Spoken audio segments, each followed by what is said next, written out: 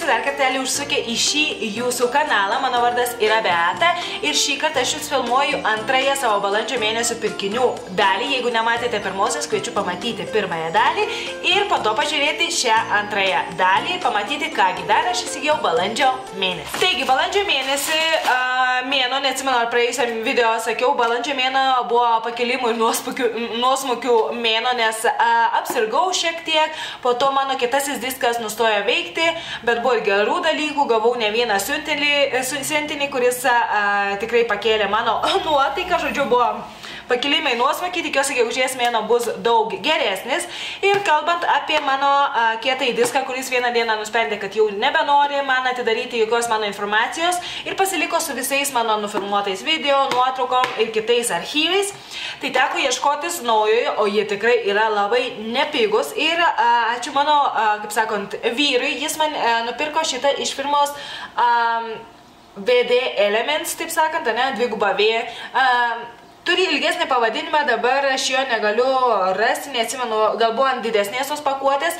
Šitas kainavo, nu tikrai nepigiai kainavo, jei, kiek čia kainuotų, reikia pagalvoti, eurais, žodžiu, parašysiu aš jums eurais maždaug kiek mes išleidom, bet tikrai nepigus gaminys ir aš tikrai dabar jį saugusiu dar keliau negu ankstesnį, nes, žodžiu, nenoriu dar vienos tragedijos, nes beveik pajaučiau, kad man širdis sustojo, žodžiu, infarktas bus ir tai ne pirmas kartas, tai jau tikrai nenoriu, kad dar ten 3-4 kartą pasikartoti tą patį istoriją. Toliau, praėjusį mėnesį taip pat gavau, kaip sakiau, siuntinukų ir mažesnių iš eBay. Vienas iš jų tai buvo grandinėlė, tiksliau ne grandinė, apyrankė, kurią aš savo vyrui nupirkau rodos spalio 28 dieną ir idėja buvo, kad ta apyrankė ateitų arba jis ją gautų prieš Kalėdas, bet tai jisai ją gavo praktiškai per Velykas, galėtume sakyti, maždaug panašių laikų, ar ne? Tai žodžiu, nesvarbu, ar ne? Tai kadangi aš jos neturiu, nes mano vyras ją išėjo užsisegęs, tai aš jums paliksiu nuotrauką ir man jį kainavo rodos apie $1, tai tokia pinta, paprasta apyrankė, bet tikrai labai gražiai atrodo ant rankos. Kitas pirkinys iš eBay, kuris atėjo balandžio mėnesį, tai yra šitas Brush Egg šepetėliams plauti, sakykime taip, kiaušinukas.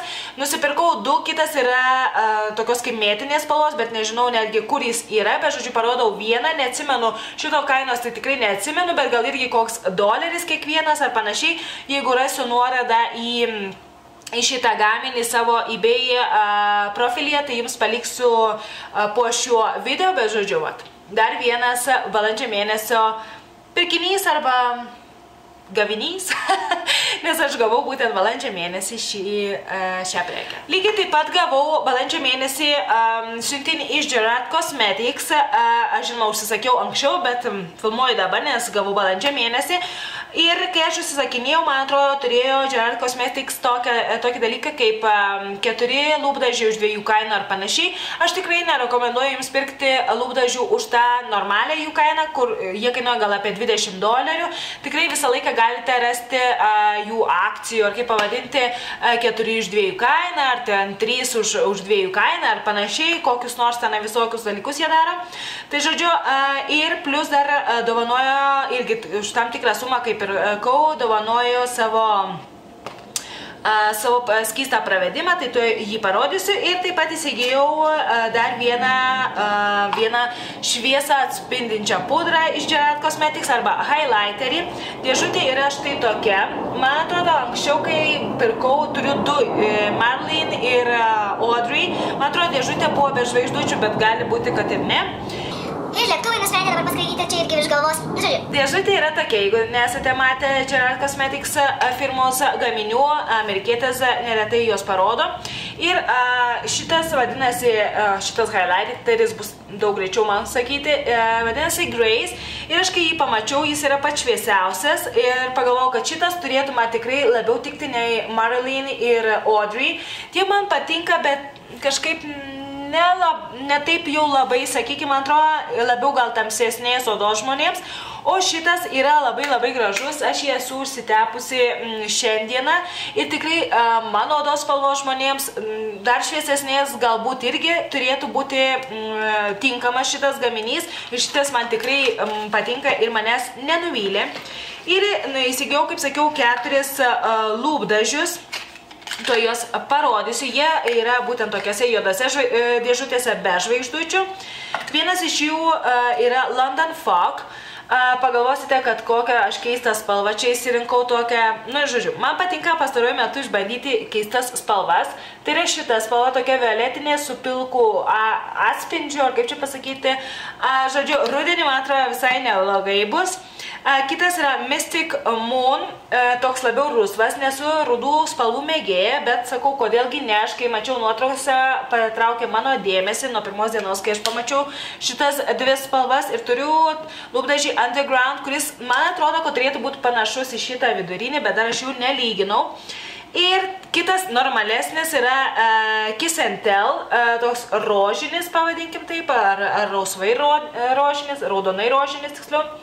Ir dar vienas, kurio aš negaliu rasti, bet aš jums paliksiu nuotrauką, jis vadinasi, kur čia ta dėžutė, Passion Play, tai jisai labiau toksai raudonas, aš tikrai jį jau naudojau gal kartą ar 2, bet net neįsivaizduoju, kur aš jį įkišau, tai paliksiu jums nuotraukėlę.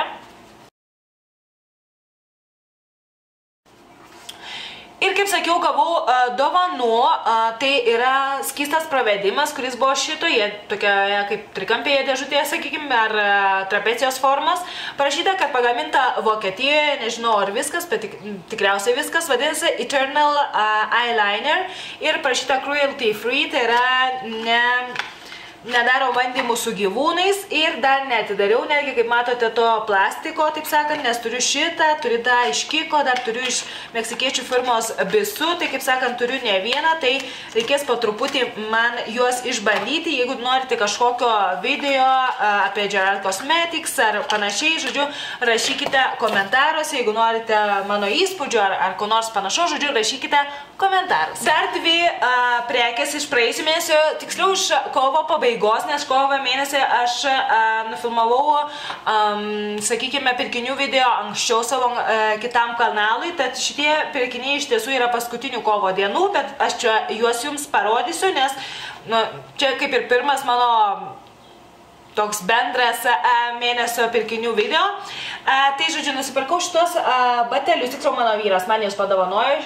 Šitie buvo šiek tiek pigesni nei šitie, gal 2 šitie brangesni, bet šitie batai lietuviškai vadinasi, man atrodo, espadrilės, jeigu gerai prisimenu, nežinau tokio termino, bet aš jį susiradau, nes man buvo labai smalsu. Šitie yra labiau tokie pavasariški, nes tokie gėlėti, gražus ir vasariški, ar ne? O šitie yra, kaip matote, raudoni su baltu, tai, žodžiu, man atrodo, bet kokiam sezonui labai patogus batai. Iš tiesų, parduotuvėje jie kainuoja brangiau negu mes juos pirkome vienus arklių mugėje, o kitus viename miestelyje. Arklių mugėje irgi toksai, kaip buvo, pardavinėjimas įvairios prekės. Man atrodo, Lietuvoje turėtų būti kažkurioje parduotuvėje įmanoma jas gauti, o jeigu ne, tai per internetą galite pabandyti paieškoti. Na ir paskutinis pirkinys iš praėjusio mėnesio irgi buvo mano vyro dovana, tai yra šitas rinkinukas iš Sephoros su 6 kaukėm, 2 yra iš Bosch firmos, 2 iš Peter Thomas Roth, viena iš Kaudalį ir viena kaukė yra iš firmos Fresh. Dar jų nenaudojau, bet štai jų tokia, taip jos atrodo. Tai yra nedidelis, sakykime, kiekis, bet man labai patinka šitie rinkiniai, nes galime išbandyti daugiau nei vieną produktą ir iš tiesų, jeigu pirkčiau kiekvieną produktą, jų dydį tą normalų, kur būna 50 ml, 70 ar 100 ar panašiai, tai išleisčiau 10 kart tiek, sakykime, nei kainuoja šitas rinkinukas. Ir man tikrai labai patinka išmėginti, pasižiūrėti, kas man patinka labiau, kad aš turėčiau kažkokią idėją, sakykime, ką galėčiau ateityje, sakykime, įsigyti galbūt iš vienos ar kitos firmos vieną ar kitą gaminį. Tai jeigu Lietuvoje žinau, kad Sephoros gaminių nėra, tiksliau parduotuvės nėra, bet gal kažkurios iš šitų firmų gaminius ir galima rasti kokioje Douglas parduotuvėje ar panašiai. Tai galbūt esate išbandę, parašykite komentaruose savo nuomonę arba esate pirkę galbūt užsienio Sephoros parduotuvėje, nežinau, į kokią nors, nežinau, Lenkiją galbūt nuvažiavę, panašiai, man atrodo, Lenkijoje tikrai turėtų būti Sephorų, lygtais yra.